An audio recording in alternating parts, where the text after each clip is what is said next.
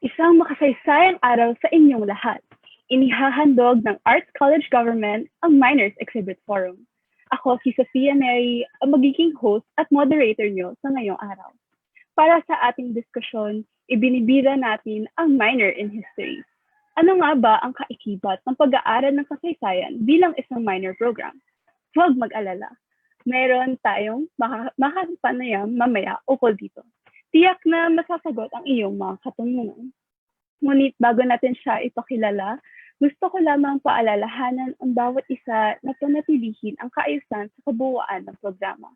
Kung maaari lamang ilagay sa mute ang inyong mga mikropono upang maiwasan ang mga ingay at mga nakakaistorbo sa daloy ng programa. Para naman sa mga may katanungan, maaari kayong magbigay sa pamamagitan ng comment section ng Facebook Live. Ngayon, ipakilala na natin ang ating mga kapanayam. Ang ating inimbitahang tagapagsalita ay isang kilalang profesor ng kasaysayan sa pamantasang DLSU. Nakapagtapos siya ng BA at MA sa kasaysayan at kasalukuyang PH candidate sa antropolohiya sa Universidad ng Pilipinas, Diliman.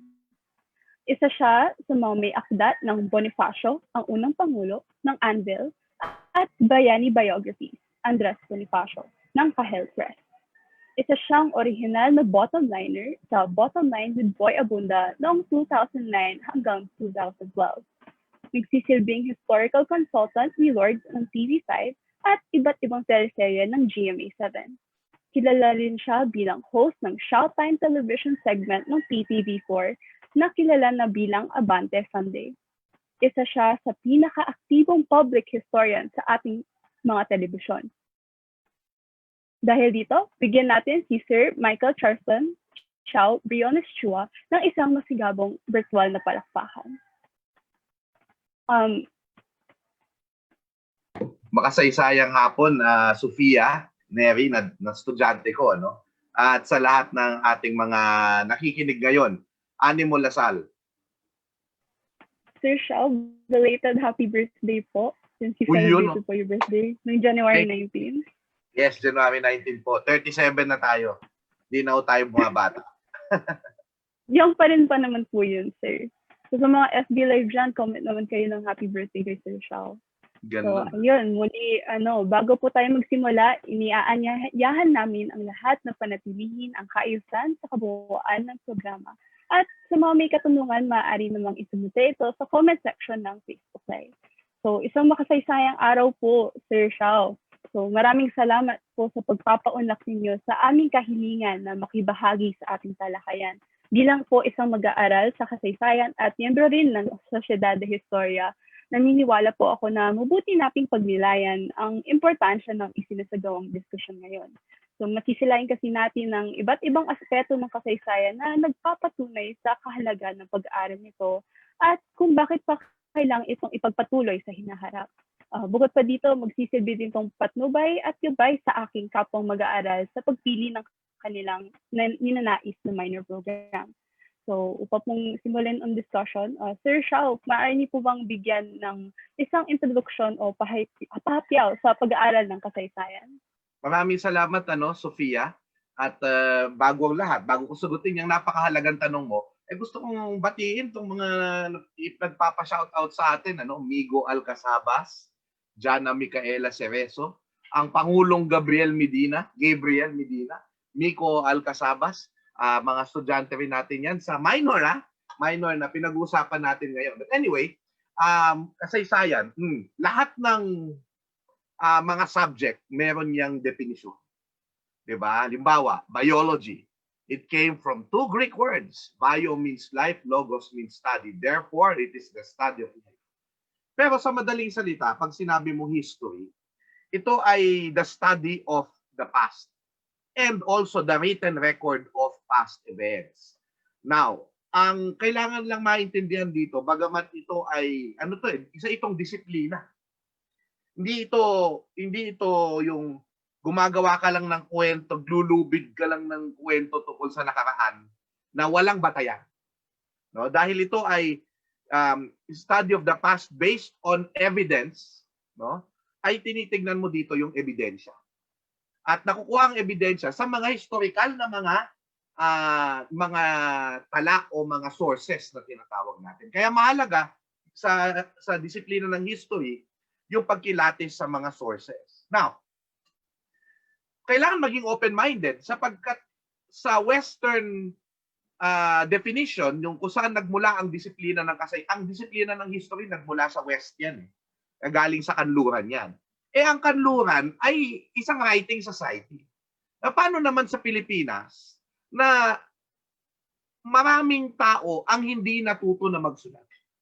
At bago dumating ang mga Espanyol, malaking problema yung pagsulat. Diba? Sapagkat bagamat meron tayong mga kasulatan, iilan lang ang natagpuan, no, na mismo mula sa ating mga ninuno bago dumating ang Espanyol. Sapagkat very limited ang nakakaalam sumulat. Marunong sumulat ang mga tao pero limited sa religious at sa government and business transactions ginagamit ang pagsulat.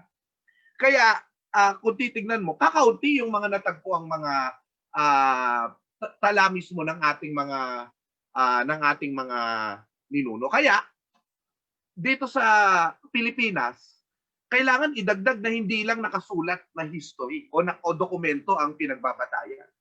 Kaya nga, sabi ni Xiao Salazar, kailangan tignan ang pag-aaral ng nakaraan sa Pilipinong perspektiba. At mauuna yan doon sa tinatawag natin na definisyon ng history o katumbas na salita ng history sa Pilipinas. At ito nga yung kasaysayan. Pero Sofia, kailangan liwanagin natin na hindi yan magkasing kahulugan. They're not the same meaning. Magkatumbas pero di magkasing kahulugan. Bakit? Sapagkat kung ang history ay written record of past events, pag nakita mo yung kasaysayan, ang pinaka-operative term dyan ay yung tinatawag na saysay. No, yung kasaysayan root word saysay. Ano yung saysay? Ang tinitingnan natin dito ay kwento at tulad ng history, ito ay kwento, narrative. No? At saysay also means kabuluhan, kahulugan, katuturan, at kahalagahan.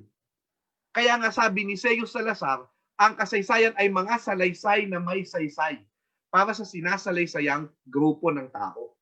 At pag nakita natin yung definition na yan, dito natin makikita yung rigor ng history sa disiplinang kanluranin, kung saan sinusuyod mo o kinikilatis mo ang mga batis o sources.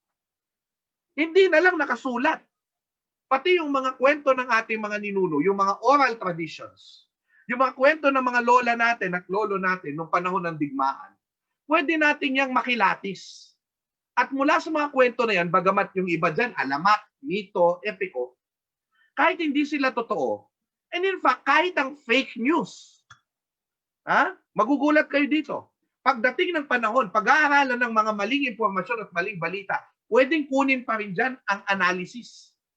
O kahit ang mga totoong nangyari, pwedeng hugutin.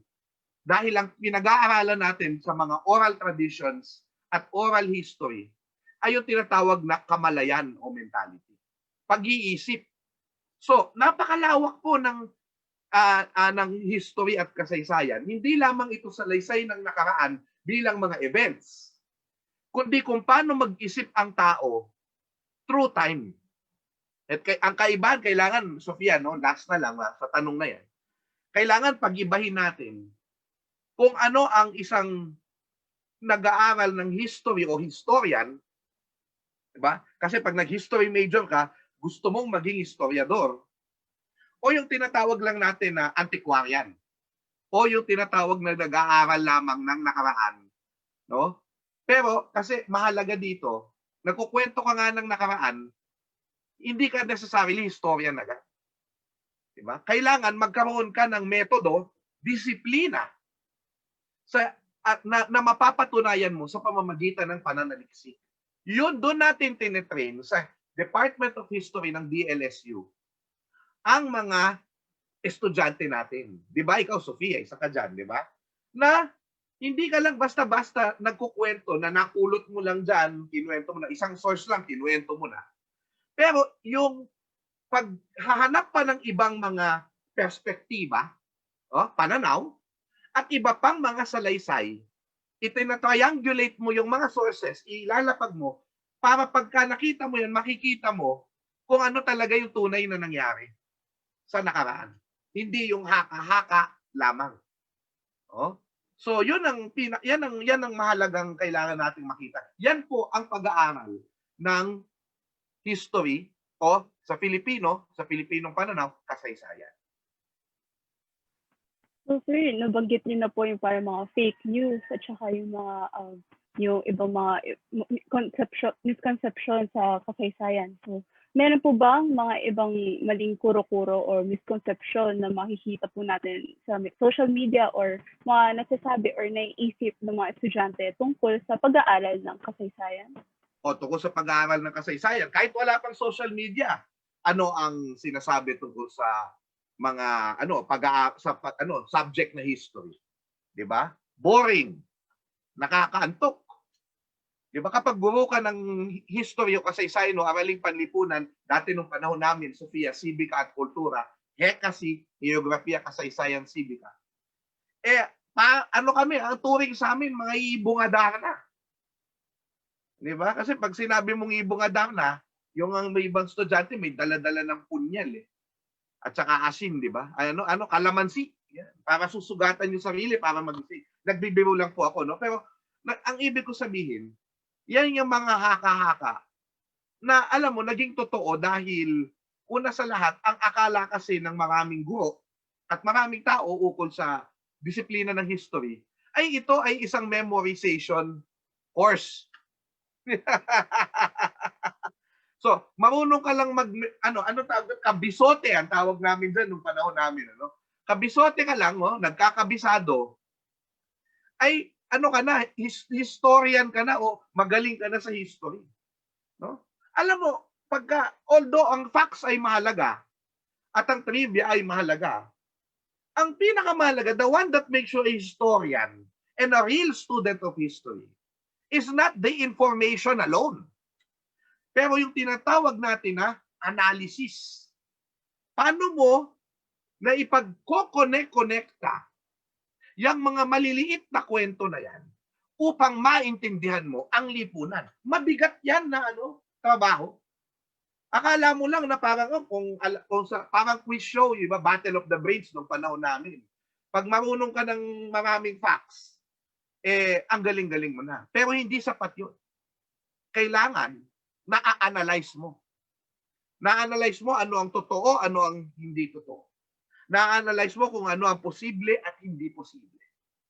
'Di ba? At para saan, Sofia? Akala nila, walang kwenta yung history. Walang kwenta yan. Ba't ka mag-aaral ng kurso na yan? 'Di ba? At in fact, nung panahon ko, hindi pa masyadong kilala ang historians noon .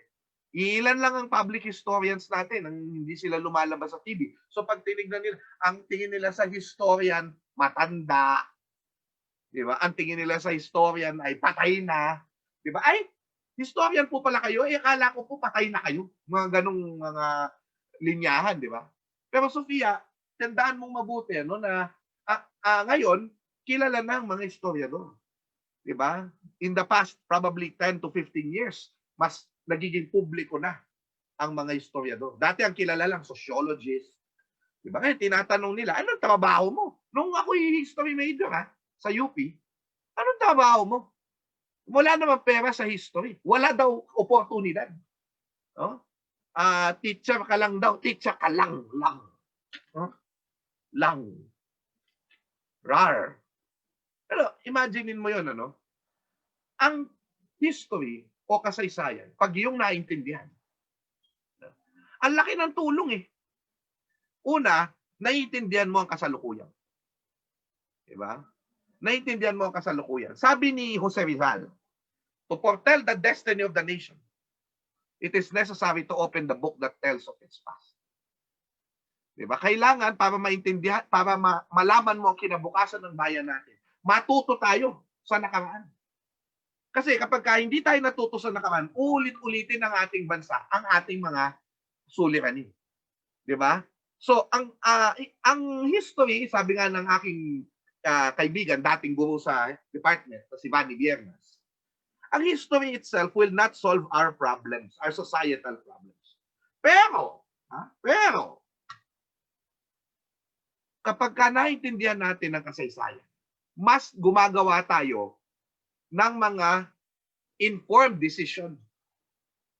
Na sinasabi rin ni John Ray Ramos na aking kaibigan, no? Na professor naman sa Ateneo, na kaya ka nag-aaral ng kasaysayan para gumawa ka ng mga makatwirang pagtaya para sa kinabukasan.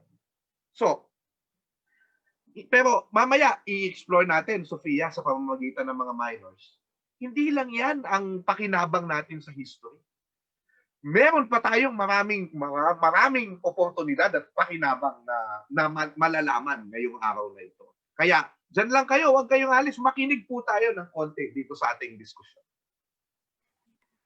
Thank you po, sir. So ngayon, we'll head na po sa pag-discuss sa minor degree. So ano po ba yung ino-offer ng Departamento ng Kasaysayan bilang minor degree at paano niyo po ba po ito ginagawa?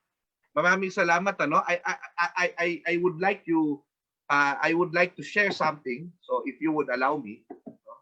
Sana hindi masira yung ating OBS. Ano? So una, pinasasalamatan ko po ang aking Vice Chair. Una, binabati ko po, no, ang lahat ng mga kaguro ko sa Departamento ng Kasaysayan ng De La Salle University, Manila. Again, I have to say this, no? It is the honor of my life that ako'y tinanggap ng De La Salle University noong 2008. No, dahil nung panahon, nakakala ko ang career ko bilang guro ay matatapos na. Pero ako'y pinagkatiwalaan ni Dr. Rene Escalante, na noon ay chairman ng Department of History, ngayon ay chairman ng National Historical Commission of the Philippines. At ako'y napasok sa departamento na yan 12 years na ba? 13 years ago. No? At nakakatuwa yan kasi ngayon, of course, pinagpapatuloy ni Chairman, binabati ko si Chairman Dr. Jose Romel Hernandez, at pinagpapasalamat ko at binigyan ako ng oportunidad ni Vice Chair Dr. Arleigh de la Cruz na ako ang magpaliwanag nitong ating minor in history. Natatakot lang ako kasi I hope that I do not botch this opportunity. Di ba? Madalang lang akong magsalita on behalf of the department. Kaya sana tamang impormasyon yung maibigay ko. Pero tandaan natin na ganito po yung minor in history. Para lang ipaliwanag ko kasi hindi lahat ng nanonood sa atin ay Lasalliano, Sofia. No? Kahit anong kurso sa Lasal, pwede kang kumuha ng minor. Yung minor na yon, ito ay mga set of required subjects na kukunin mong lahat para ikaw ay magkaroon ng kasanayan din sa disiplina, nakaiba sa iyong disiplina. So halimbawa, engineering ka. Pero interesado ka sa kasaysayan, gusto mong i-connect sa kasaysayan, mag-minor ka in history. Di ba? So, marami. Kung businessman ka naman, sa School of Business ka ng Lasal, halimbawa, pwede kang mag-minor in history. Baka makaisip ka ng tema ng iyong business na history ang may kinalaman sa history o merong kabit sa history. So, yun po yung ating ino-offer, mga kaibigan. At ito ay, ito sinimulan ni Dr. Maria Florino Aurelius Juan nung siya ay chairperson ng department. At ito po yung minor in history, pero hindi lang siya basta-basta minor in history, mga kaibigan. Public History and Heritage Track. Bakit? So, gagamitin ko itong pagkakataon para i-highlight. Bakit? No? Una, ang napakaganda ng minor na ito sapagkat ito ay applied. Sasabihin ko na ngayon, anong kaibahan ng major, kasi tatanong mo rin yan mamaya, yung major natin and minor in history. Simple lang. Di ba? Ang pinakamalaking kaibahan yan ay yung major in history, ito po ay, ang track natin ay sa pagiging scholar. Makabuo ng isang research, no, na papasa sa standards ng disiplina. At makilala ka bilang isang magaling na not necessarily magaling, kasi I don't think magaling ako, but a competent scholar, a competent storyteller, 'di ba? Na batay sa kasaysayan. Pero yung ating history kasi, hindi lang, ang use ng history, hindi lang naman sa pananaliksik eh. Di ba? Kabi-kabila ngayon, mga kaibigan, ang disinformation, misinformation. Sa kahit anong larangan, mga kaibigan. So, ang kaalaman sa history ay pwede sa iyong magdala ng mas makatwirang pagdidesisyon sa mga disiplinang yan, kahit hindi sila kasaysayan. Number 1. Number 2, no? Katakot-takot na issues sa heritage o pamana. Winawasak ng mga gusali. Bakit? Kasi hindi nila alam ang saysay. Kung may nag-aral ng kasaysayan ng mga lugar na iyan, mas magkakaroon ng saysay ang mga bagay na ito, hindi wawasakin na alagaan at makakatulong pa sa ating turismo. So, yun yung sinasabi natin, applied. Applied history ito. Practical. Magagamit sa iba't ibang bahagi ng pamumuhay ng lipunan natin. Hindi lang sa pagsusulat at pagkukwento. At ito yung mahalaga na ito'y tinuturo ng ating kolehiyo. Kasi ikaw, Sofia, nasa Sociedad de Historia ka, nasa Arts College Government. Alam natin na yung interdisciplinarity. Pag ikaw ay isang major ng history, bagamat kumukuha ka ng iba-ibang mga kurso din, at ang tayo kasing kaming mga guro ng Department of History, hindi lang kami historiador, may mga nag-anthropology sa amin, may mga nag-sociology minor sa amin. So nagtuturo kami in a multidisciplinary way. Pero pag sinabi mong interdisciplinary, ang isang science major, pwedeng maging history ang kanyang minor. Ibig sabihin, pwedeng ipag-blend o ipagsama ang mga disiplinang ito para gumawa ng iba't ibang bagay. Di ba? So, kung science major ka, fit na fit sa iyong public history. Bakit? Kasi, ang mga scientists, di ba? Coronavirus, halimbawa, kinikwento ngayon dahil mahalagang mga lessons, yung 1918 pandemic na Spanish flu.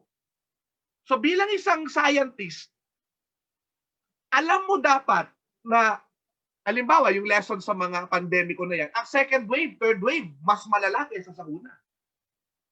At iba yun ang ina-anticipate ng mga scholar ngayon ng mga scientists ngayon sa Estados Unidos at sa Pilipinas, na yung bagong variant, kapag kaya na'y kumalat, mas malala at nakamamatay. Ito yung nangyari na noon. O, yan ang kailangang makita dyan. So, yung kung ikaw ay engineering, architecture, halimbawa, magagamit mo ang history dahil pwede kang makatulong, ang minor history na to, pwede kang makatulong sa pagpapatayo muli ng mga gusali, heritage structures. Mga simbahan, halimbawa. Diba? So, simulan na natin, mga kaibigan. Pasensya na kayo at ang tagal-tagal nitong aking introduction pa sa kalye. Gusto ko lang basahin para formal ninyong makita kung ano yung mga tunguhin ng ating minor in history, public history, and heritage track. No? So, mga kaibigan, ang minor in history program, in-explore nito ang intimate link sa pagitan ng history and heritage gamit ang interdisciplinary approach. The program is composed of 4 relevant and interesting courses of study that focus on the critical study of Philippine cultural history, public history, local and oral history, and heritage tourism and historic spaces. So, ito po yung ating poster at gusto ko lang i-shout out po sa Philippine Cultural History. Ang nagtuturo po niyan ay si Dr. Jose Victor Torres, isang aktibong public historian sa matagal na panahon. Naging consultant ng maraming pelikula at sumulat ng maraming aklat. Ang local and oral history po, 3 units yan, ay tinuturo ngayon ng Professor Dr. Jose Victor Jimenez. So, dalawa yung Jose Victor natin. May Torres tayo, meron tayong Jose Victor Jimenez, so si Sir Joey. No? Na ituturo naman sa atin, yan, mamaya, i-discuss ko yan. Yung heritage tourism and historic spaces naman, ay ngayon ay tinuturo ni Dr. Lars Raymond Ubaldo. No? At ang public history po, na kurso ay ako po ang nagtuturo. So, isa-isahin lang natin ng konti. Yung minor course 1 natin, which is the foundational course, his school ang tawag, Philippine Cultural History, introductory course for the Public History and Heritage Minor Program, and it focuses on major trends and directions in the history and development of Philippine art and culture across time, based on different art genres. It analyzes the history of Philippine art and culture with the aid of the theoretical underpinnings of the allied disciplines. Yun namang HISPUB na aking tinuturo, HISPUB is a study, or his public history, is a study of rendering of history catered to a general audience using the rigors of historical investigation and related disciplines while dealing with the people's consciousness of the past based on a variety of sources such as oral traditions, popular culture, and commemorations for different socio-cultural needs. Ang HISLOR naman, o Local and Oral History, ay isang introductory course that seeks to examine the theoretical considerations, sources, methodologies, and practice of local and oral history. The course will introduce students to the approaches, research methodologies, and major works in local and oral history. It will also highlight the oral history method, its purpose, techniques, issues, controversies, and practice. Kasi nga, di ba, marami sa mga LGUs natin, local government units, nangangailangan po ng mga local historians. And most local history are not written. Sila ay nasa mga tinatawag nating culture bearers o yung mga tao mismo. So para mabuo ang local history, kailangan mo ng kasanayan sa oral history. Ano? And then of course, nandiyan yung HISTOR, yung Heritage, Tourism, and Historic Spaces in the Philippines. HISTOR is a course that focuses on the use of tourism principles to identify, promote, and disseminate information about heritage sites and historic spaces in the country. The course will include selected topics of Philippine history and culture discussed in relation with the importance of heritage sites and historic spaces in different regions of the Philippines. So, ayan po, no? So, basically, pag nakita ninyo, no?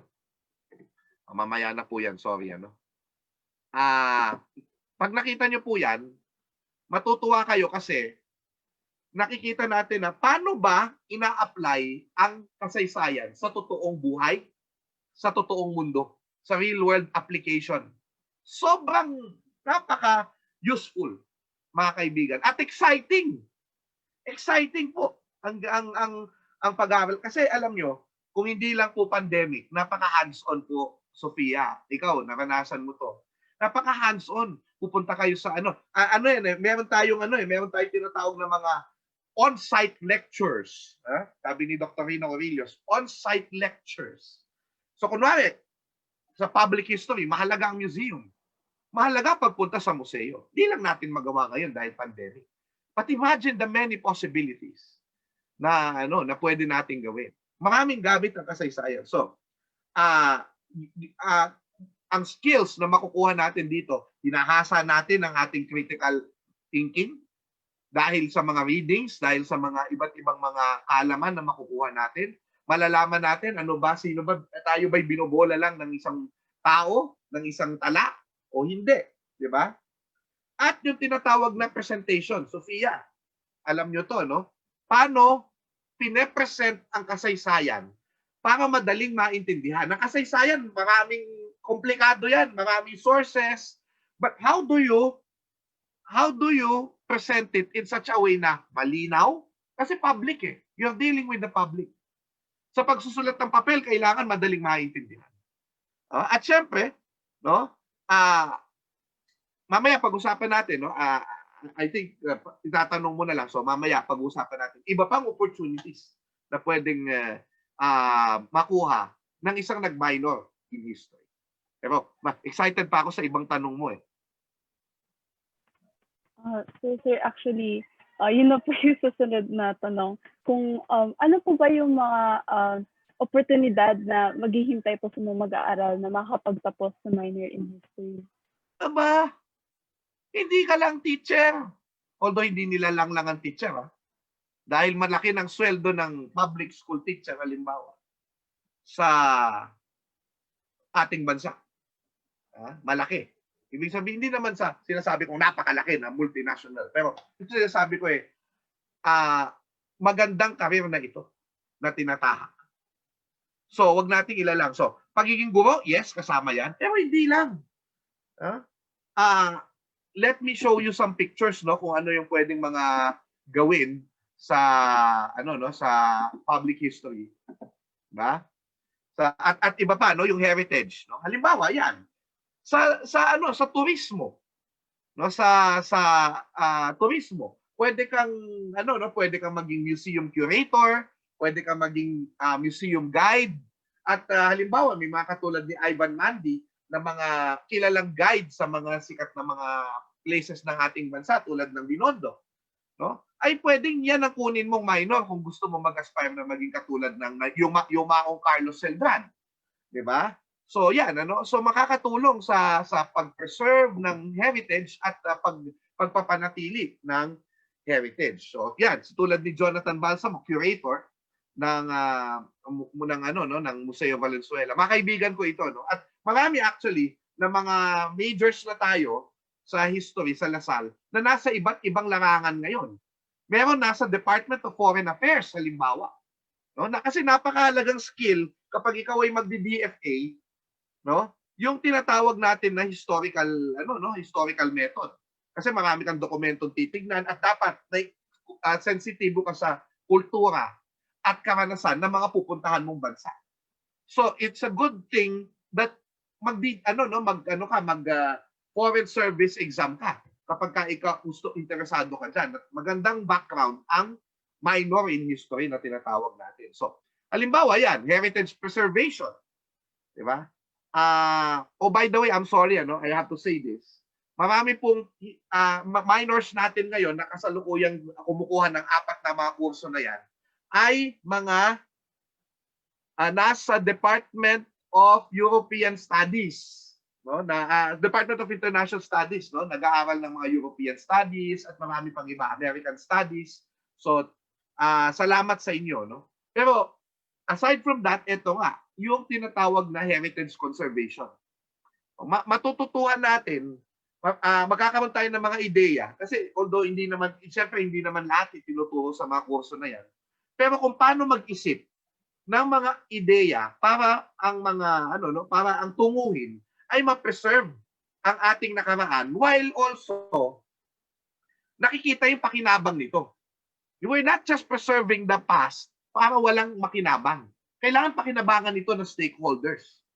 So kaya maganda talaga yung tourism ay kasama dyan, no? Kasama natin sa eskolta tulad ni Mr. Ramos, no? Maraming pwedeng gawin. Halimbawa yan, no? Sa public education. Diba? Mapagawa ng mga posters sa graphic arts. So yung mga mahilig sa fine arts dyan, pwedeng kumuha ng minor in history para makagawa tayo ng mga iba't ibang mga materyales na pwedeng makatulong sa atin. At syempre, nandyan din yung halimbawa, yung ginawa nila Joel Aldo, yung Project Kisame. Dinocument nila yung mga iba't ibang mga kisame sa buong Pilipinas na mga simbahan. At nung nasira yung ibang mga simbahan na ito, yung mga larawan niya, yun ang ginamit. Sa Project Kisame, no? Yun ang ginamit para magkaroon ng mga pagbabatayan yung mga reconstruction. So, aside from that, no? Hanapin ko lang yung ibang mga larawan, ano? Maraming pwedeng gawin, no, sa public history at sa sa heritage, no? Pwedeng gumawa ng mga pelikula. 'Di ba? So pwede kang consultant sa entertainment industry, no? Lalo na maraming interesado ngayon na gumawa ng mga historical films. Si Vic Torres halimbawa ay naging consultant ng marami sa mga pelikulang nakikita ninyo ngayon, ano? At ayan, tulad ko, naging bahagi din ako ng media, no, sa mga coverages, no? Kapag media person ka, maghahalaga din yung kaalaman sa kasaysayan para hindi ka nagmumukhang hanga-hanga, ano? Sorry to say. Pero di ba? So maraming mga iba't ibang commemorations na nangyayari sa Pilipinas, maaaring maging oportunidad ang mga ito para sa isang history-related na mga gawain, no? Tulad ng quincentennial sa panahon ngayon, no? At syempre, nandiyan yung online history. Dahil ang daming gumagawa ngayon ng vlogs, ang daming gumagawa ngayon. Kung ikaw ay nag-public history minor sa atin, maaari mo itong magamit upang mas maging pulido, makatotohanan, ang iyong mga ginagawa sa cyberspace. Diba? O, so, halimbawa, marami ding actually na nasa media na historian. So, halimbawa, yung si Carmel Aquata na nagtuturo sa ating department ay writer ng ABS-CBN News.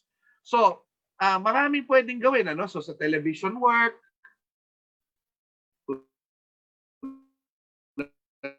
ng ginawa natin sa Xiao time, no? At yung History with Lord nga, na nabanggit kanina.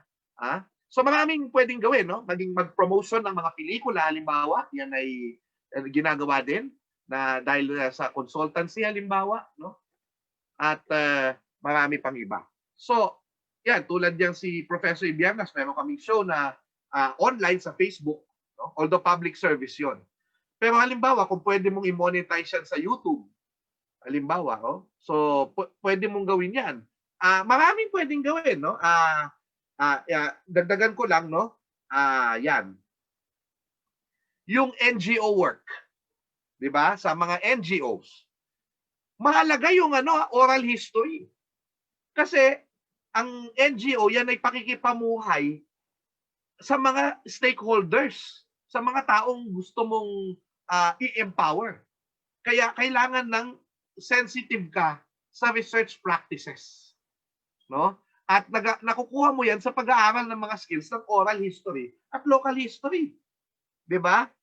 So sa halimbawa sa anthropology, bagamat may pagkakapare-pareho yan. Halimbawa may focus group discussion, FDG sa anthro. Sa atin oral history, hindi natin pwedeng itago yung mga pangalan. Sa sociology kasi sa anthro dapat itinatago. Sa atin hindi kasi nga tinitingnan natin sa history yung pagkamakatotohanan. So, ang dami, no? So, dito sa department natin, meron tayong tuon sa Southeast Asia. Di ba? Remember, there's ASEAN integration already. ASEAN integration, I mean. So, yung ASEAN integration na yan, at iba pa, di ba, ay pwede nating maging opportunity yan dahil nakakaalam ka ng Southeast Asian history. Makapagtrabaho ka sa UN.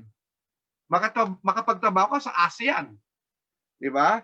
So, hindi nang nakakahon sa pagiging scholar. Mahalaga ang isang scholar. Mahalaga ang isang history storyteller. Pero tandaan natin na ang sabi nga ni Benedetto Croce, the Italian historian and philosopher who wrote that freedom history is the story of liberty. Sabi niya ganyan. Nung tinanong siya, hindi ata si Croce nagsabi, all history is contemporary history. Yes, sabi ni Croce. May isa pang tinanong yung tinatawag, yung tanong sa kanya ay, sila Doria tayo, nakalimutan ko na. Tanong ay, what is the territory of the historian? And the answer is everything. Lahat may kasaysayan. Ang siyensya may kasaysayan. Ang inhinyeriya ay may kasaysayan. Di ba? Ang diplomasya, ang pamahalaan ay may kasaysayan. Lahat kailangan matuto ng kasaysayan. Kaya, kung titignan mo yan, the minor in history track, public heritage conservation and all of that, yan po ay napaka-useful sa atin. Oh? At baka marami pa kayong masabi, kung may mga kaguro ako dyan o may mga kasama tayo na pwede nyo mag-share kayo dyan sa ating Facebook live comments, makikita ninyo, exciting. And hindi ko pa pala nasabi, bago ko ibigay sa iyo, Sofia, law. Oh? Hindi very low, law, batas. Bakit? Dahil ang pagiging abogado at pagpapatunay sa isang kaso, at mas mahirap yan sa batas, di ba? Kasi dapat without beyond doubt, no? Beyond the benefit of the doubt na patunayan ng isang kaso. Ano kailangan mo diyan? Research skills, pagtingin ng mga sources. Yan ang tinuturo ng ating disiplina How do you, ano ang primary sources? Alam mo dapat yan, ang mga nakakita. Anong secondary sources? Secondary source ba yan? ano ang internal at external criticism. Yan, assignment ninyo yan. Ang gusto nyo maging history major. Internal and external criticism. So, yan ang mga itinuturo natin na magagamit sa napakaraming field. And that's why I urge you, consider taking minor in history here in the La Salle, if you're a La Salle. Or if you plan to go to La Salle, consider taking the minor in history. Sorry, Sophia, humaba. Okay lang po, sir. Very enlightening naman po yung discussion, and for sure na feel ko meron naman mga ibang estudyante na natutuwa naman sa discussion natin ngayong araw. So bilang po isang professor at public historian, ano po yung mga bagay na inyong ikinatutuwa kung kayo nagtuturo ng kasaysayan sa mga estudyante at kung naman kayo gumagawa ng public history? Well, syempre, as a teacher, pag tinuturuan, at Sophia, ikaw ba'y naging estudyante ko sa sa public history? Yes, sir. This term po, actually. Actually, hindi kita estudyante in face-to-face, di ba? Never pa, di ba? So, kayo estudyante ko lang kayo online. Pero, alam mo yung ikinatutuwa ko, actually, public history ay, although naituro ko siya sa UP, the Department of Broadcast Communication, which I think is the first formal public history class in the Philippines, if I'm not mistaken. Pag tinuturo ko yan, natutuwa ako dun sa realization. Alam mo yung pag nagre-report yung mga bata, yung mga estudyante, I mean, parang exciting. 'Di ba? Halimbawa, may mga at saka na-fit nila sa kanilang interest. Halimbawa, may mga estudyante ako na mahilig sa mga video games. So, ina-report nyo. Public history in video games. Ayan. At syempre, pagka ginawa nila yung mga nila, tuwang-tuwa sila. Halimbawa, may paborito silang TV series o mahilig sila sa media studies. No? Anong mga TV series na may kinalaman sa kasaysayan? Kausapin nyo kung sino yung mga gumawa nun. O di ba exciting? At i-record yung kanilang mga ginawa. And then of course, yung isa kasi sa mga, ako sa pagtuturo ko na lang, ang product ko kasi ay pwedeng paper, may option ka na research about a public history event or product or whatever. Na research, mayroong footnoting yan, papakita mo kung saan mo nakuha yung mga bagay-bagay.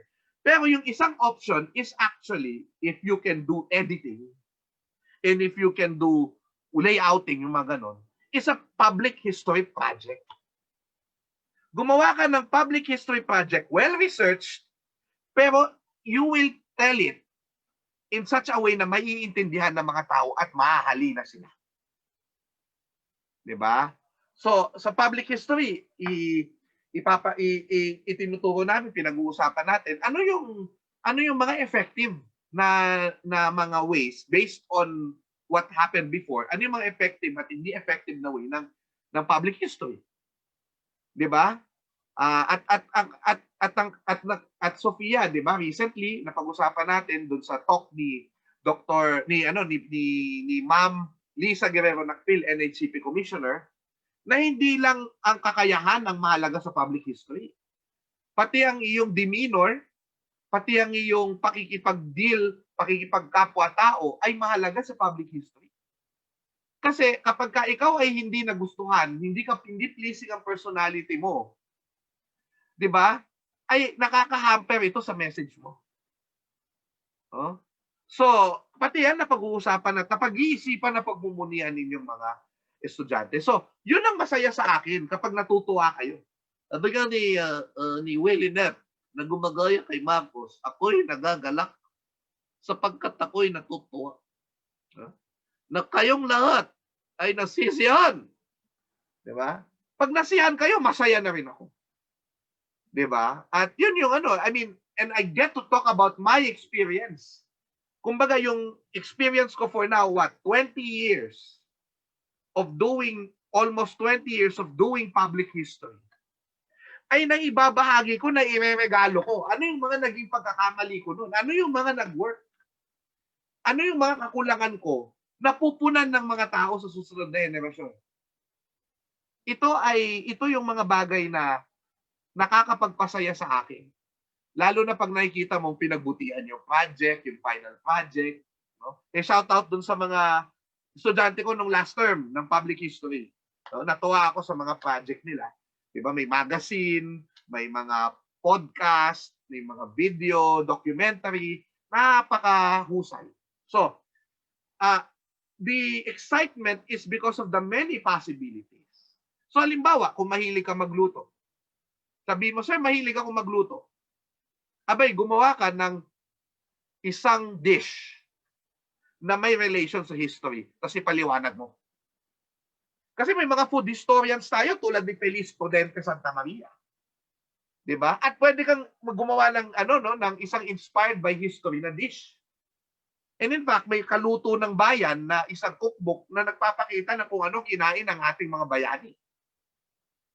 So the possibilities are endless, limitless when it comes to minor in history of the ideas of what we can do together. Kaya yan ang kaya ako masaya diyan sa tinatawag na public history class na kinokondak ko, part ng minor in history program natin.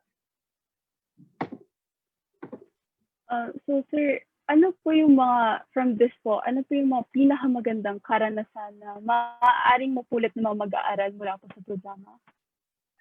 Well, of course, yung lagi nating ine-emphasize dito. Dahil experiential, halimbawa, I get to invite public history and experts, no? O kaya practitioners. Like recently, I invited Lord de Vera, and also, I think klase nyo yun. And then, of course, si Lisa Nakpil din, Lisa Nakpil, commissioner, na sa naman siya, na sa auctions, art history and historical documents, di ba? At maraming pwedeng anyayahan na mga iba't ibang mga kaibigan. Pero yung pag nakikita ko na tawag dito, yung mga something to look forward, yung pagiging practical. Halimbawa, yes, being a major in history, you have to do a paper. And in fact, tandaan nyo, kung sasali kayo sa major in history, may thesis yun. Pero sa mga usual history, mga papers, history courses, papers ang ginagawa. Kasi kailangan patunayan mo magaling kang mag-research. Pero dito, how do you make history compelling? Yun ang challenge sa mga bawat project. Ikaw ang iisip, ikaw ang gagawa kung anong skills mo. Halimbawa, magaling ka palang mambola. Edi, magkaroon ka ng video na ikaw ay nagtutur sa amin sa isang makasaysayang lugar. At bulahin mo kami kung bakit namin pupuntahan yan. O kaya bulahin mo kami kung bakit dapat nating pahalagahan yung lugar na yan. Diba? Yun ang yung you'd get to do a project that is really interested ka at invested ka. I think yun ang may offer ng minor in history courses. Lalo na itong public history na aking tinuturo. Sir, share ko like experience ko like sa his school and also now. Yeah, please. So nung his school po, yung final project po namin, it was by group. Tapos gumawa po kami ng video about the history ng kakanin. So apart from like, researching nga po yung kasaysayan ng kakanin, like kung saan po siya napulot, kung paano po siya nagawa. At saka nag-interview din po kami ng parang kakanin maker. Paano po naka-apekto ang kakanin sa kanilang kabuhayan. At nainganyo po talaga po kami sa pagpasa ng parang hindi po siya naging requirement. Parang we're doing it for the sake of yung parang nagusto namin yung ginagawa po namin. Tapos sa HISPOB po, di ba we had to present about yung parang ibang facets ng public history. So napili ko po yung public history in museum gallery or museum exhibition. So, kasi parang from there po, like, naisip ko na, I want to become a museum curator in the future. So, parang in that line of work naman po. So, like, naisip ko rin through, like, sa experience ko po dito sa history, yung major and minor na yung gusto ko pong gawin sa aking buhay. So, yun lang po. So, sa technical naman po na aspeto, paano po ba makaka-apply ang mga mag-aaral sa minor in history? Dapat meron ba po silang nakuhang klase? or mga grade requirements. Ayan. So, ito po yung ating, papakita ko sa inyo yung ating mga requirements ayon sa ating Vice Chair na si Sir Arleigh de la Cruz. Oh, wait a minute lang. Wait a minute, kaping mainit. Kinakabahan ako. Sana tama yung masabi ko, no? Yan, dapat ikaw ay ID 199 student and a student shifty na nagpa-follow ng bagong curriculum. Oh. Dapat ikaw ay so ito yung ating prerequisite. Ikaw ay currently kumukuha o nakapasa ng JERPIS. Ayan. At kung hindi pa naman ikaw nakakakuha ng JERPIS, pwede kang makipag-usap sa Vice Chair para sa isang short interview. So, actually hindi naman lenient, pero napakabukas na para sa lahat ng ating mga requirements, no? And for the enlistment procedures, meron po tayong enlistment and application procedure. Ilalagay ko po sa ating Facebook ito na broadcast para makita ninyo at para makakuha ninyo. Kung gusto niyo po, please accomplish the enlistment form using Google Doc form. Puntahan po natin itong link na nakikita ninyo to accomplish the enlistment. And after accomplishing the enlistment form, antayin ang email ng Vice Chair ng Department, si Dr. De La Cruz, regarding the application process and other documentary requirements that must be submitted. And matapos na isumite ang application requirements, i-evaluate at yung mga tatanggapin sa programa ay magkakaroon ng mga acceptance letters. So ito na lang, para madali. If you have questions regarding the Minor in History program, wag mo akong kontakin nyo. Ako po ay tagapagsalita lamang dito sa ating webinar. But please contact our Vice Chair, Dr. Arleigh de la Cruz, at Arleigh, that's ARLEIGH, .delacruz at DLSU.edu.ph. Again, that's Arleigh, ARLEIGH, .delacruz at DLSU.edu.ph.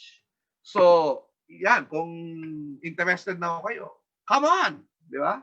Join us sa ating department at magkikita-kita tayo. Magiging guro nyo ako. Kung hindi pa ako mapalitan dyan sa subject na yan, magiging guro nyo ako. At ang iba pa nating mga experienced public history and heritage advocates and also experienced professors, no, na may mga karanasan po dito sa gawain ito.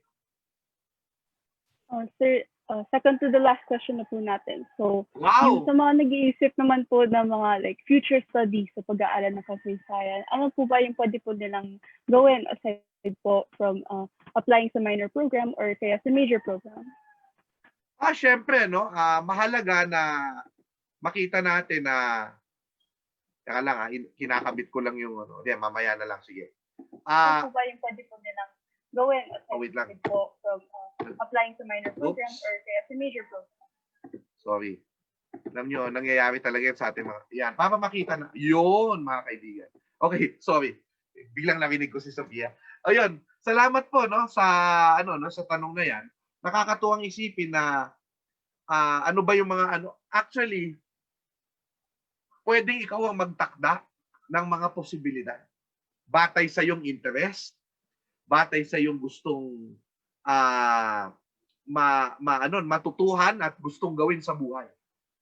Sapagkat alam nyo, halimbawa, kung ikaw ay ikaw ay mahilig sa business at meron gusto mong gumawa ng restaurant, halimbawa, pwedeng ang tema ng iyong business ay restaurant ay history. Di ba? Yung mga paglalagay ng mga larawan, saan kukunin yung mga yan? Paano yan naayusin? Paano bibigyan ng historic feel ang anumang business halimbawa? Ang lahat ng organisasyon, nangangailangan po yan ng research tungkol sa kanilang organisasyon. Archiving, pagtatago ng mga dokumento, pag-iingat ng mga dokumento, at pag-iingat ng memory, public memory. Napakahalaga, Sophia, di ba? Sa panahon ng fake news, at ayokong tawagin fake news kasi pag news yun, pagka fake siya, hindi na siya news. Distortion misinformation, and historical lies. Napakaganda na matutuhan ulit natin paano ba kumilatis ng batis. Ano ang critical thinking? How do you distinguish a secondary and a primary source? Paano ba natin gagawin yung external and internal criticism para mapalitaw ang katotohanan? Is needed in anything, political disputes, kailangan yan. Diba? Sa politika. In fact, sa minor in history, diba? Yung mga skills na yan, mga research skills na yan, magagamit yan sa politika. Diba? Sa pag-aaral para maging politiko. Ang daming pwedeng gawin. Legal history, yan, maraming hindi nakakagawa niyan. Kasaysayang legal ng Pilipinas. Mayaman na field pa yan, maraming pwedeng pag-aralan. Ang dami pang pwedeng pag-aralan sa local government units dahil mayroong batas, kung di ako nagkakamali, na kailangan mayroong ang tourism may culture office at kailangan niya sa mga cultural office na yan, may kasaysayan ng mga lugar. Kailangan na skills natin. Sa mga heritage issues na kabi-kabila sa buong Pilipinas. Dahil walang kamalayan ng mga politiko, ang mga leader, ang mga tao, na mahalaga pala ang mga struktura, ang mga lumang bahay, ang mga simbahan na yan. Ay kailangan ng kasanayan ng isang historiador o history major o minor. Lalo na sa tinatawag nating cultural mapping na ngayon ay itinatakda ng ating batas. Magagalit sa inyo si Senator Loren Legarda pag hindi kayo nag-cultural mapping sa inyong mga lugar. Di ba? Na makita ninyo ano yung mga treasures ng inyong bayan. So, in the end, Sophia, basically, ang gusto lang natin sabihin dito is that when we take the minor in history program, yes, we partake our knowledge. We partake in the knowledge of experts, yes. We share what we know. But in a way, we learn from you and your interest. And kayo talaga yung pwedeng bumuo ng future ng public history sa Pilipinas.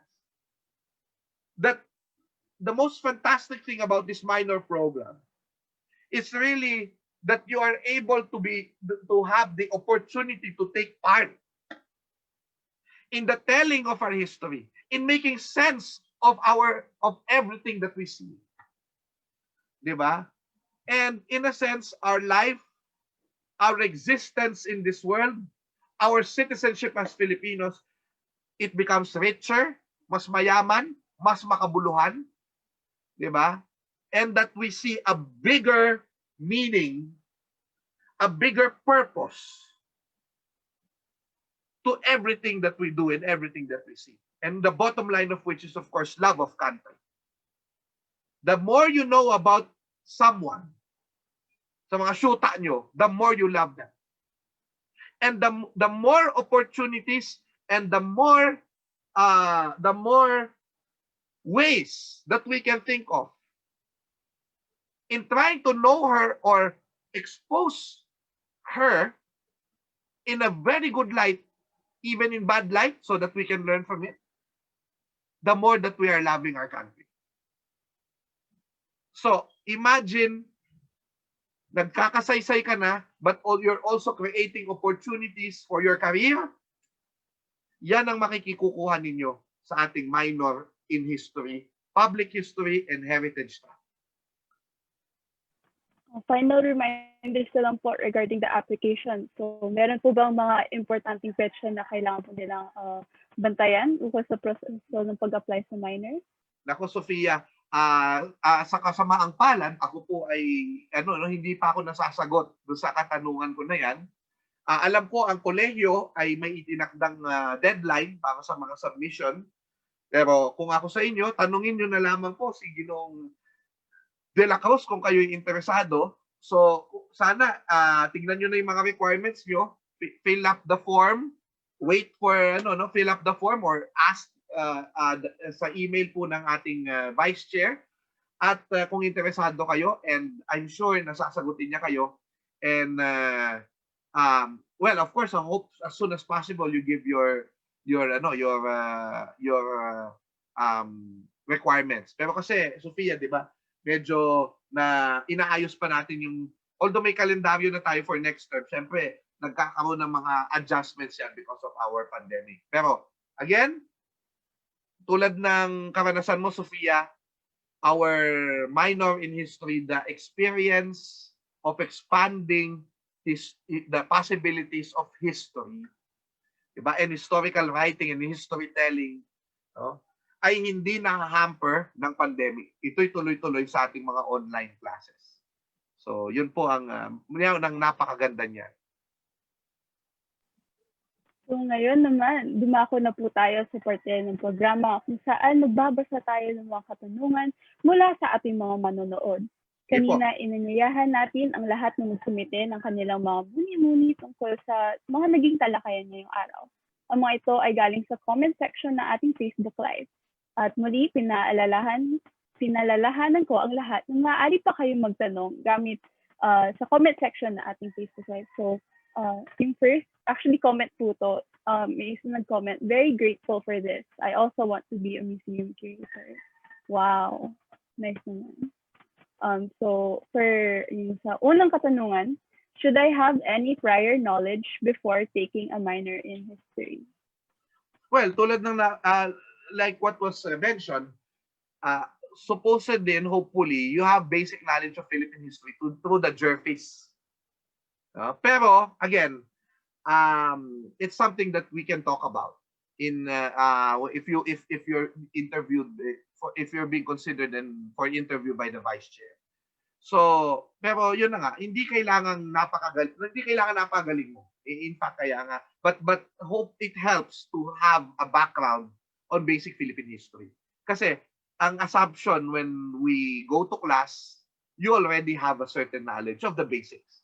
At least alam mo yung general flow of history, yung mga key events, halimbawa yung mga dumating na mga colonizers na nakipag-engage sa atin. Kailangan naman siyempre may ganung knowledge. But you don't have to be a total expert. Kaya ka nga rin kumukuha ng minor kasi the expectation is not for you to be a historian, no, but really to have parang kumbaga pinapatikim ka. Patikim ito. Dahil ang skill ng history ay hindi lang para sa historian. Nagagamit ito ng lahat pwedeng magamit ito ng lahat ng tao. Critical thinking at yung pagbabasa ng mga sources. So, sa ikalawang katanungan naman po, does taking a minor in history entail someone to master Filipino as a language? Well, if you have a Filipino, of course, we have foreign students, no? Of course, my medium of instruction is Filipino, but I think we can accommodate naman if you are not hindi master. Hindi naman kailangan master mo. But at least you should write discipline, you should write well, hindi naman well. You should write properly in one language, at least English or Filipino. Kasi kailangan yung mga, di ba, syempre kailangan naman hindi masyadong mali-mali ang grammar, may mga ganun, ano? Pero ano na yan, pwede namang ayusin yan through copy editing and all. Ang importante, interesado ka talaga at na-fulfill mo yung mga requirements. As a communication arts major, would you recommend that I take the minor program to further enhance my historical literacy skills that I can use in the field of media? Oh, yes. Literacy, kasi halimbawa yung Philippine culture ni Dr. Torres, di ba? It will make you be familiar with kasi when you're in media, you deal a lot with culture. 'Di ba? Pupunta ka ng Mindanao. Hindi lang war zone halimbawa nung panahon ng mga digmaan sa Mindanao at may digmaan pa rin naman diyan. Kung pupunta ka doon, hindi naman agad alam mo ang kultura ng mga Muslim. 'Di ba? So, yung way to yung familiarity mo sa way na nagre-research ng mabilis. Ito skill ito. Pinaalala sa akin ni Dr. Rina Aurelius, 'di ba? As a historian, you have to read many books. Many books.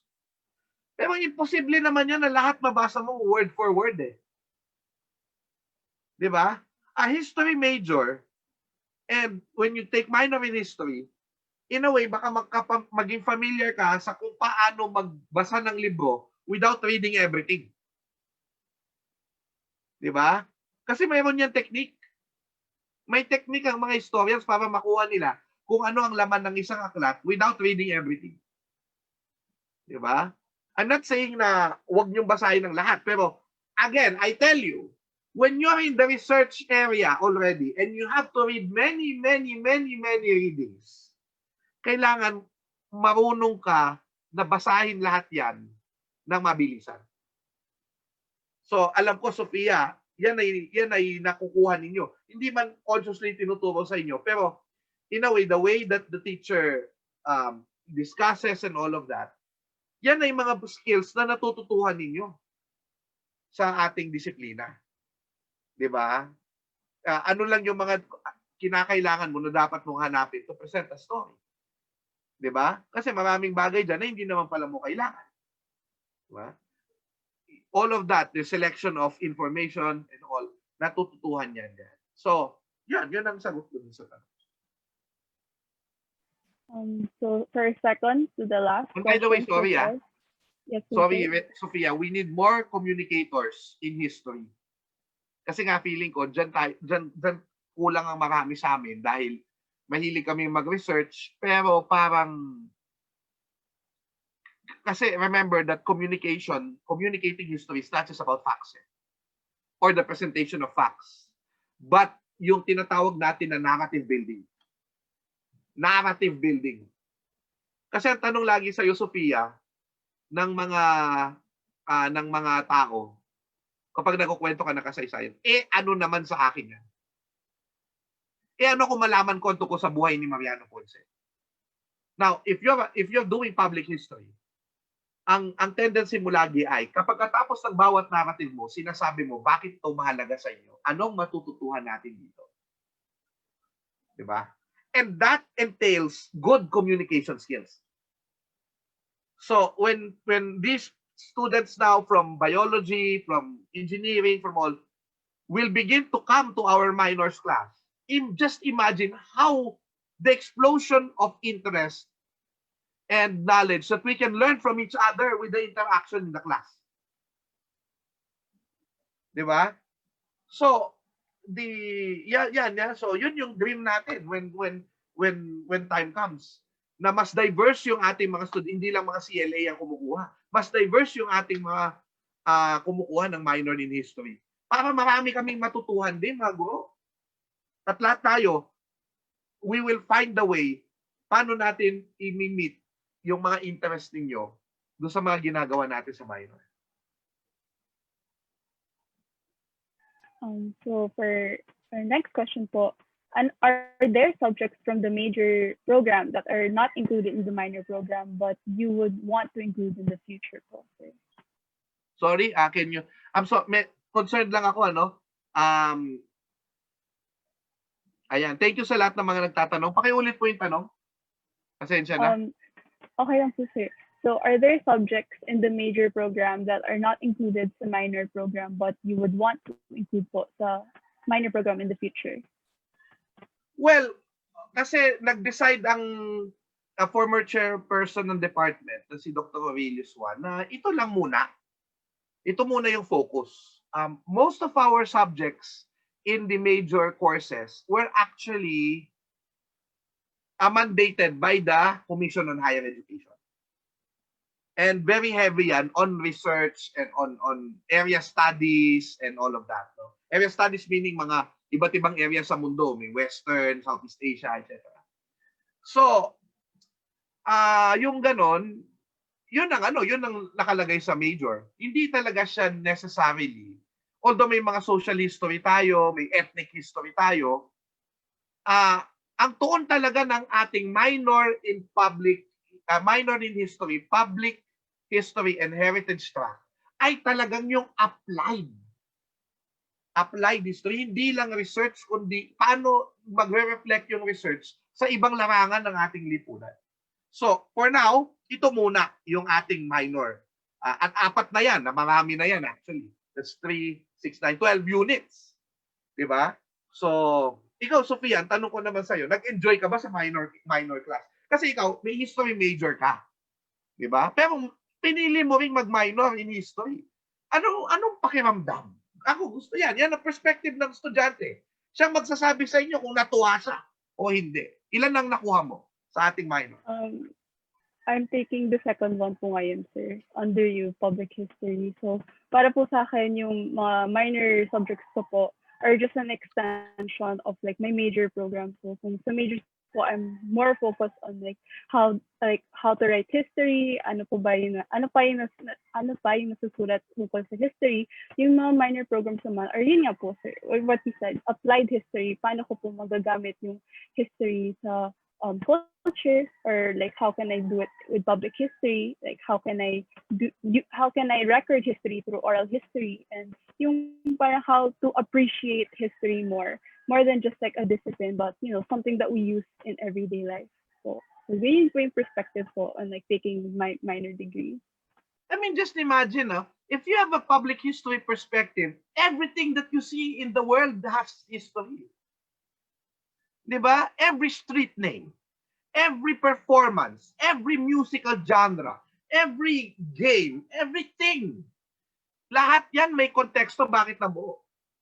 And if we can unlock all of this, hindi naman kailangan matutuhan mo lahat eh. But you have the skill to probe yung saysay ng mga bagay na ito. Kung gaano kagaling tayong humanap ng chismis. 'Di ba? Sa ating mga paboritong artista at mga kaaway. 'Di ba? Yung mga skills na yan ay magagamit natin. Pag kumuha tayo ng minor in history, so, talaga na-i-connect na talaga dun. But, yeah, 'di ba, Sophia? So, thank you so much for that, and sana marinig ito, and I know that your students appreciate our other teachers in the department. Sige. Speaking of prof po, by the way, yes, marami pa eh. Hindi mo ba pwedeng sabihin yung mga pangalan nila? Ayan, no? Thank you, Rodnel Idilio, sa iyong mga tanong. Si Michelle Orbeta, binabati ko rin. Naging estudyante ko to sa face-to-face. Hello, Michelle Orbeta.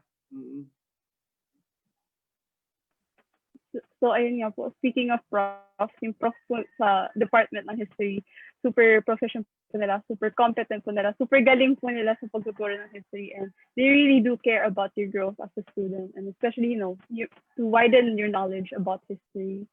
So, ayun po. May maraming tanong, Go yes, lang. Po, sir.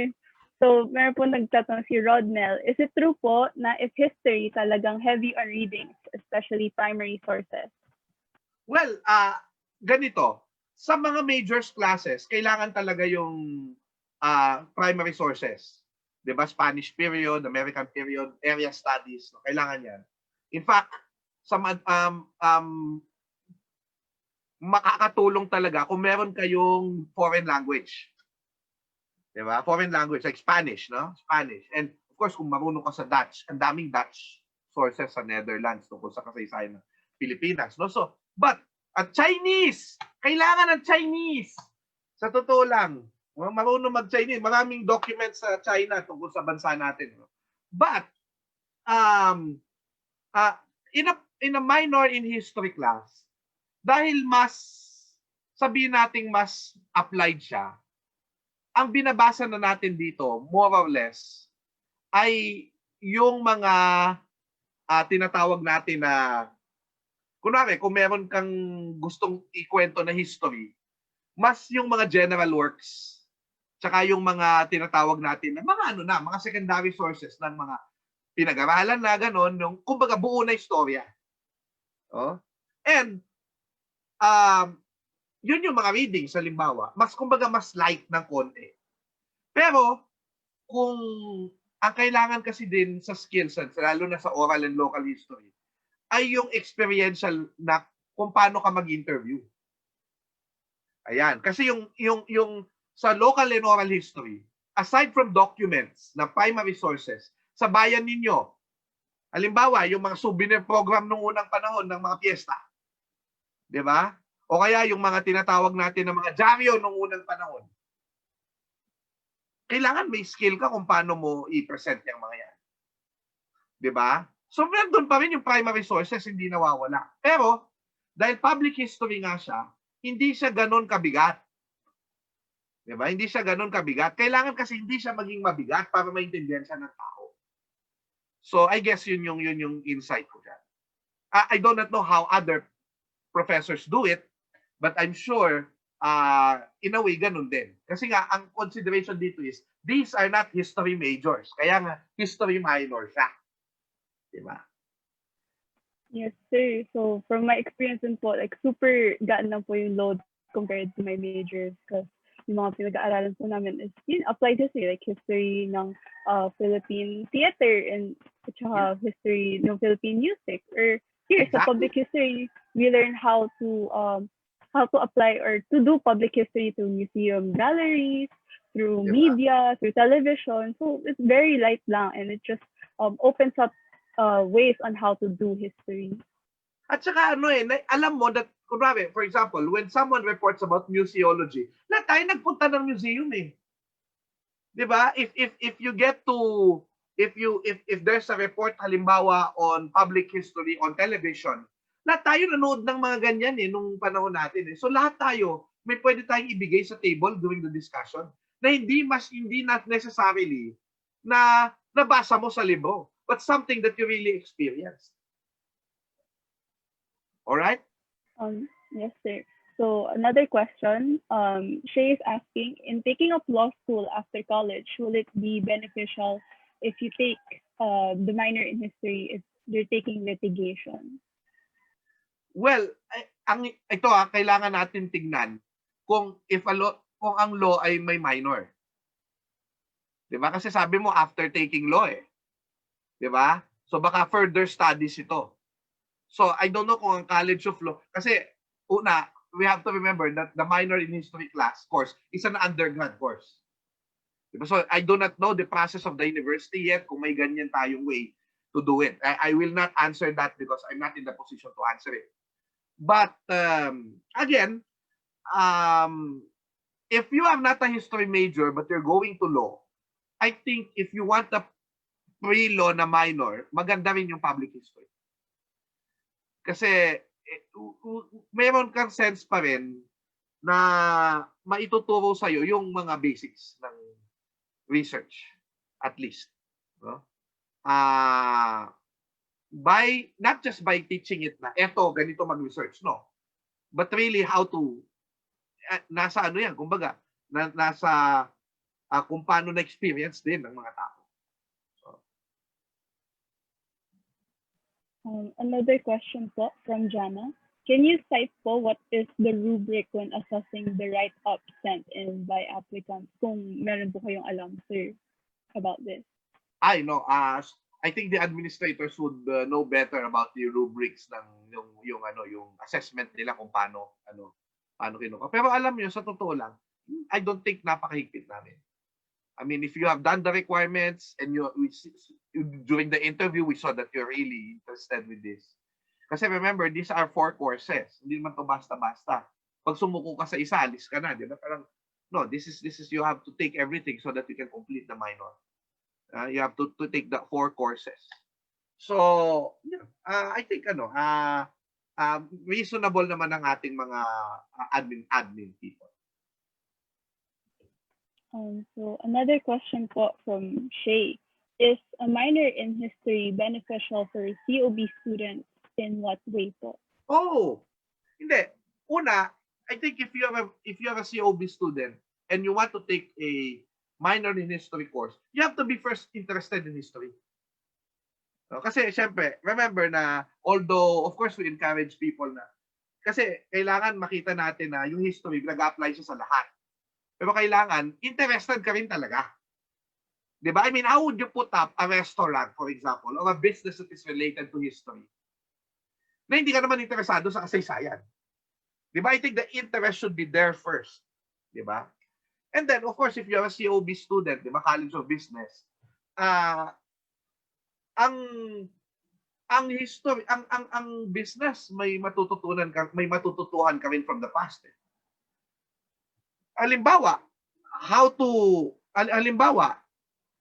in reading, for example, kasi public history yan eh, biographies of businessmen like Henry C. Diba? or Gokongwei or Rason, di ba? Or Yotchenko, di ba? Or St. Joseph.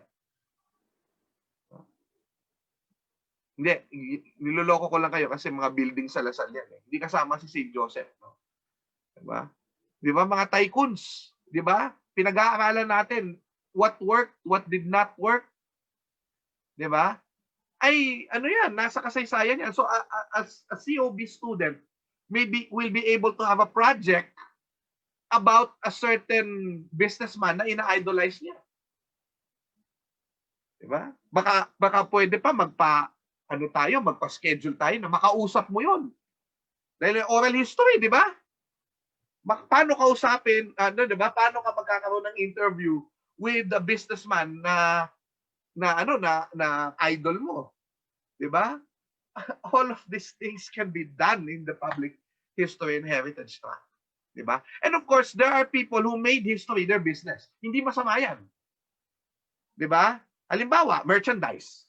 Di ba? T-shirts, yung mga apparel, book selling, for example. Book selling, my God, thriving now in the time of pandemic.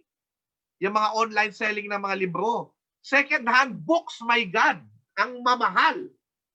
Because they know the value. If you know the value of a book, even if it's old, you can sell it. Like you can sell ice in Alaska. You know? So, lahat yan makakatulong, ma'am. Yan si Shay de los Santos. Makakatulong po yun, ma'am. I hope I made sense, ano? Dito sa tanong mo na, how does a COB, how does a minor in history will help a COB student? Yeah. Ito na yung katanungan from Summer. Are minors open to other ID numbers? So, sir, di ba nakalagay sa presentation, only open to ID 119. So, well, basta from ID 199, I think. ID 199, tama naman, di ba?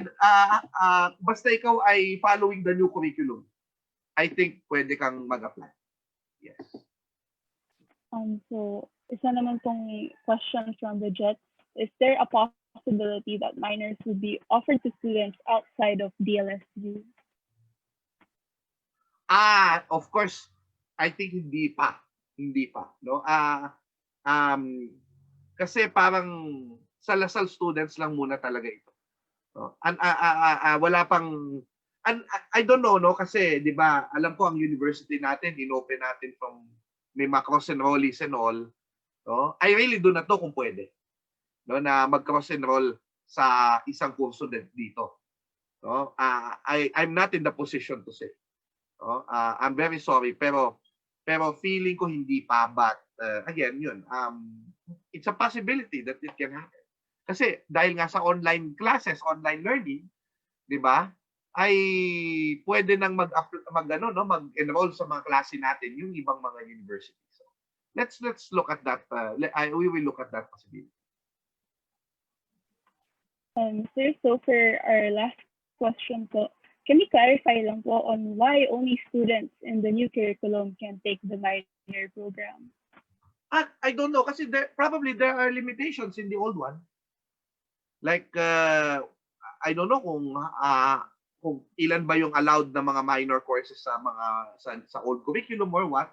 But also because ito ay na-introduce, I mean, I'm not the administrator. I cannot really say with authority why only 119 students. But my understanding is that because ito yung pag-start nung aming curriculum din dito sa department. No, ang tawag dito yung kasi may old curriculum kami.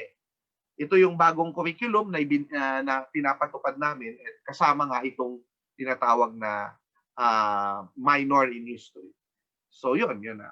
I'm not sure if my answer is correct, but I hope our admin people in the department can correct me through the comments even after our broadcast.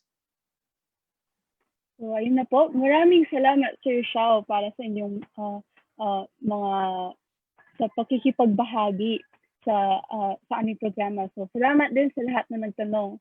Kung meron ng ibang katanungan na hindi pa nasagot, maaari din yung kausapin ang departamento sa pamamagitan ng pag-email lang kay Sir Arleigh de la Cruz.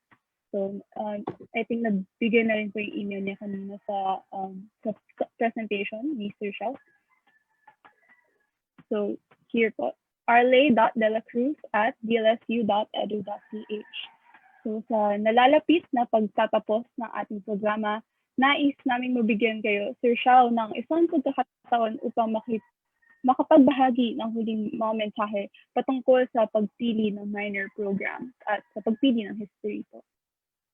Mga kaibigan, no, ako po si Xiao, isang public historian, kasama ng aking mga kasamahan sa Departamento ng Kasaysayan ng De La Salle University, Manila. Marami po sa amin practicing what we're teaching. Yeah? We've been doing public history, many of our faculty, even before sumikat ang term na yan dito sa Pilipinas in recent history. Dahil yung public history, matagal na yan sa Estados Unidos. Pero yung term na public history at yung kamalayan ng public, na pwede pala yung public history na yan, it's a legitimate thing, legit, no? Ayan po ay pinag-practice na ng matagal ng ating mga kaguruan. At itong mga kaguruan na ito, we are offering this to our Lasallians, this minor in history, public history and heritage track as an exciting alternative, no? At to enrich whatever discipline, in wherever discipline you are, to enrich your knowledge, to enrich your careers, no? And if many of us are not CLA, are not history majors, but we're just interested in history, this is the opportunity that you are waiting for. Na yung interest ninyo, ma-practice ninyo, at mabigyan kayo ng grade, at gumawa ng mga makabuluhang mga project, at i-apply ang history interest nyo sa mismong career ninyo. Whether that be sciences, engineering, computer science, business, no, teaching, education, all of that. Because the territory of the history is everything. And so, I implore you, hindi man implore, but I ask you, no, subukan po ninyo itong minor in history. At I'm sure, like Sophia here, like many others, you will enjoy it. It will be enriching for you. And I assure you that it will be interesting. And yun. So basically yun po. Maraming salamat sa pagkakataon na binigay ng Arts College Government at ng Sociedad de Historia sa ating departamento upang ipamalita hindi lang sa mga Lasallians, kundi sa buong mundo. Narito na po ang minor in history, public history, and heritage track para sa inyong lahat. Mabuhay po kayo at pagpalain po tayo ng ating Panginoon. Ano mo na sa? Maraming salamat, Sir Xiao Chua, para sa inyong mensahe at sa isang makabuluhang talakayan. Hindi magiging tagumpay ang forum na to kung hindi niyo po kami pinahiram ng inyong kaalaman. At muli, maraming salamat po. So, nalaman po natin sa forum nito yung kahalagahan ng kasaysayan sa pagpapa-enrich ng ating mga kaalaman ukol sa lipunan na kinabibilangan po natin at para na rin kung gaano kahalaga ito sa ating nation building at of course sa pagtatakbo sa disinformation or misinformation na napapaligid po sa ating. So, yung minor in history program, as sabi po ni Sir Xiao, ay offered to all students who are in the new curriculum na ngayon at saka naka-focus to sa public history and heritage. So, kung may interest po kayo maging, for example, museum creator, or in the realm of media or arts, I think this minor program would be very suitable for you and to also help enrich your knowledge about history na rin. So, sana nabigyan liwanag ang ating mga manonood sa iba't ibang aspeto ng minor in history. Magsilbi nawa isang gabay sa pagtupad ng ating mga adhikain at pangarap sa buhay. Maraming salamat sa mga sumabaybay at nanood ng Minors Exhibit Forum na inihandog ng Arts College Government. Sana'y magkita pa tayong lahat sa mga susunod na forum patungkol sa iba pang minor programs ng kolehiyo ng malalayang sining. Muli, ako si Sophia Neri, ang inyong host. Tandaan nating lahat na lagi para sa bayan and animal assault.